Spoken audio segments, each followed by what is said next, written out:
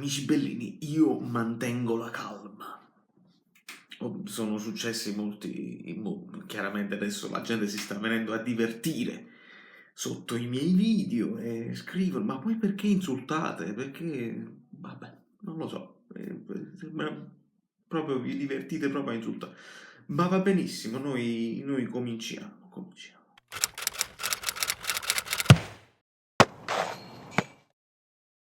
Vi invito a scaricare OneFootball perché vi potete tenere aggiornati su tutte le cose. Io parlo piano perché non voglio svegliare il condominio è notte. Qui in America vi tenete aggiornati, come dicevo, perché ci saranno novità. Io vi spiego semplicemente con calma, senza creare grandi patemi e cose. Vi leggo un attimino quello che è e vi spiego perché la sentenza del giudice Mastandrea non regge ed è piena di contraddizioni, ma semplicemente sia ben chiaro, se volete commentare sotto questo video, o vi guardate tutto il video e rispondete punto per punto, oppure vi state zitti, perché io lo spiego bene, io me lo sono studiato. Quindi prima di commentare ve lo guardate tutto, altrimenti silenzio. Il silenzio è d'oro. Lui dice, e leggo, mi faccio aiutare perché leggiamo la sentenza, il premesso, lui dice il giudice è chiamato a valutare solo la sussistenza ai fini sportivi, cioè praticamente lui dice io non entro nel merito della decisione dell'AS se sia giusto o meno, non mi compete, però poi ci entri nel merito, ci entrerai dopo. E lui deve semplicemente valutare se ci sono le cause di forza maggiore per non partire. Fa tutta una premessa incredibile, gli atti, i provvedimenti, tutta una serie di paroloni, ma noi non ci facciamo spaventare da 7 pagine di paroloni, anche se non siamo del campo, si può leggere e si può capire. Andiamo nello specifico. Il carteggio tra l'ASL Napoli 1 e Napoli 2 nei giorni 2 e 3 ottobre. Bisogna prendere in considerazione questo carteggio. Nel giorno 2 ottobre l'ASL, in conseguenza alla positività di Zielinski, dichiarata dal Napoli, manda la prima PEC. E nella prima PEC l'ASL, che giustamente non se ne fotte l'ASL della partita, l'ASL deve semplicemente dire siete in questo momento dovete entrare nell'isolamento fiduciario tutti quanti quelli che hanno avuto rapporti stretti con Zielinski. Questo dice. E dicono la responsabilità nell'attuare i protocolli previsti dalla FIGC per il contenimento dell'epidemia è in capo alla società sportiva Calcio Napoli. Questo stanno dicendo, ve la dovete vedere voi, sapete com'è il protocollo, noi non vi dobbiamo dire se vi potete allenare, se dovete... Noi vi dobbiamo dire semplicemente che questi qua che entrano in contatto con Zielinski vanno messi in isolamento fiduciario e lo dicono, andiamo avanti. Pertanto questa azienda non ha alcuna competenza. Seguiva l'avvertenza che l'ASL restava non di meno in attesa di comunicazioni relative ai dati anagrafici dei casi positivi per poter avviare le conseguenti attività epidemiologiche utili a individuare i contatti di vita familiare e lavorativa. Nello scrivere alla ASL Napoli 1 del giorno 2 ottobre il responsabile sanitario aveva in ogni caso dichiarato l'isolamento fiduciario presso il proprio domicilio di tutto il gruppo squadra, quindi il gruppo squadra era già a casa. Benissimo. Ora loro ci chiedono specifiche e quindi dicono ci dovete dire Zielinski con chi ha avuto a che fare. Ed ecco perché cominciano i famosi chiarimenti. Qua con il 2 ottobre l'ASL già ci aveva detto che ci dovete dare i nomi di quelli in isolamento così dovete stare tutti in isolamento. Ed è qui che Mastandrea fa finta di non capire e dice ma qua loro rimandano al Napoli, quindi il Napoli poteva partire tranquillamente. Il primo errore è bello che è esplicato. Facendo seguito, eccetera, eccetera, in data 3 ottobre, la ASL di Napoli 1, in data 3 ottobre, con PEC delle 16.53 inviata anche all'ASL Napoli 2, perché alcuni giocatori rientrano in un'altra ASL, ovviamente, provvedeva a formalizzare l'indicazione dei contatti stretti e quindi fa l'elenco delle persone e dice tutta la squadra, i collaboratori, eccetera, eccetera. E quindi praticamente insistono nel dire questi qua non si possono muovere. La Napoli 2 Nord, nel frattempo, con una nota sempre del 3 ottobre, chiariva anche da parte sua la necessità di isolamento fiduciario domiciliare per 14 giorni e l'impossibilità per i contatti stretti di lasciare il territorio nazionale. Lasciare il territorio nazionale non significa che tu poi puoi andare in un'altra regione, devi rimanere a casa tua. Lo dice Mastandrea, cioè io sto ancora leggendo semplicemente quello che dice Mastandrea e già qua la situazione è chiusa. Lui va avanti, ad un certo punto, quando è che va in contraddizione? Che tutto questo dice, in quest'ottica assume in dubbio rilievo la nota dell'Apoli 2 del 4 ottobre che risulta alle 14:13 del giorno previsto, con la quale, pur richiamandosi la circolare ministeriale delle prescrizioni di isolamento gruppo squadra, tenuto conto che i calciatori in oggetto, recandosi in trasferta a Torino, avrebbero inevitabilmente contatti con una pluralità di terzi, aeroporto, equipaggio, passeggeri, personale dell'hotel, addetti e tesserati della Juve, e si ritengono non sussistenti le condizioni che consentano lo spostamento in piena sicurezza dei contatti stretti.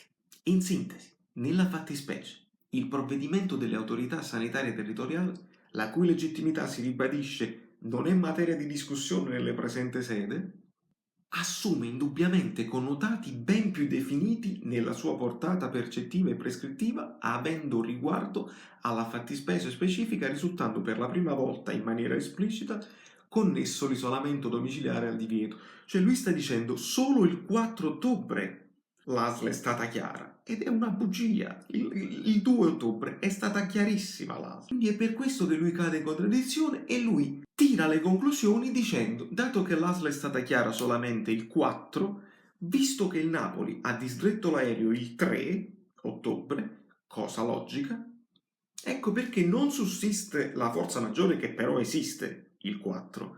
Lui dice non sussiste il 3, perché secondo lui, Mastandrea, l'ASL non l'aveva vietata, ed è falso, e quindi il fatto che De Laurentiis abbia disdetto l'aereo fa sì che lui dice l'intenzione era di non giocare il processo all'intenzione, l'intenzione del fallo di Meret su Ronaldo.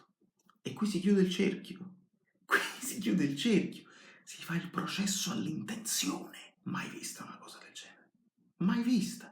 Tu ti devi tenere alle carte e le carte dicono quello che dicono. L'AS ci aveva messo in isolamento fiduciario il 2. De Laurentiis per scrupolo ha chiesto ulteriori chiarimenti, nello scambio di email gli hanno dato la lista dei contatti, negli ulteriori chiarimenti l'ASL è stata più chiara, non ce n'era bisogno ma lo è stata, di conseguenza il Napoli non poteva partire. Due erano le cose, o partivamo e dopodiché De Laurentiis, come ha fatto la Juventus con Ronaldo, doveva denunciare i propri giocatori per aver violato l'isolamento fiduciario, oppure non partivamo e rischiavamo il 3-0 a tavolino, che è arrivato da prassi, da protocollo.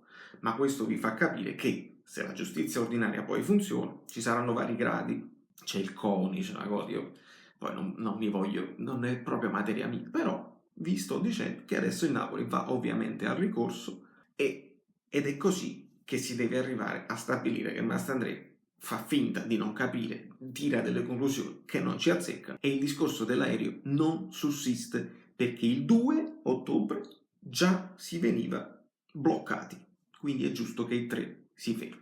Chiudo leggendo, qua vi ho letto le cose complicate, vi leggo degli articoli, ma proprio velocemente, velocissimamente. La ASL di Napoli precisa, non ci sono condizioni per partire, resta l'obbligo di isolamento domiciliare. Questo era il 4. Ok? Nuova comunicazione dell'ASL. Ecco perché Grassani dice, in un altro articolo, dice Grassani abbiamo avuto 5 comunicazioni dell'ASL, tutto il carteggio che Mastandrea ha avuto. Napoli di isolamento fiduciario.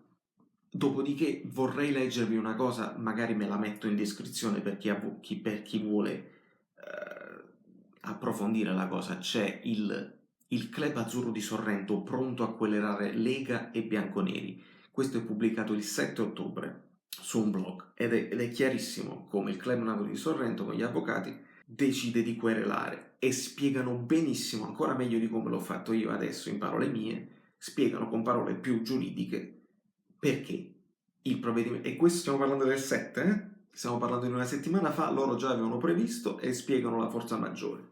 In conclusione, per farla proprio in soldoni, il Napoli è stato fermato sabato e ha disdetto l'aereo dopo la mail. La comunicazione della domenica è dovuta a un eccesso di scrupolo del club. Leggo da napolista. C'è un passaggio del provvedimento del giudice sportivo che sta inducendo qualcuno in errore, voi che state scrivendo i commenti. Nel suo provvedimento, il giudice Mastandrea inizialmente scrive di non essere legittimato a entrare nel merito dei provvedimenti delle ASL, poi però lo fa, ovviamente seguendo le proprie ragioni. Il giudice non considera esaustiva la comunicazione del sabato da parte delle ASL, come vi ho spiegato. Con la prescrizione dell'isolamento domiciliare, secondo il giudice, il Napoli sarebbe potuto partire. È una sua teoria, perché a suo avviso non era in contrasto con il protocollo.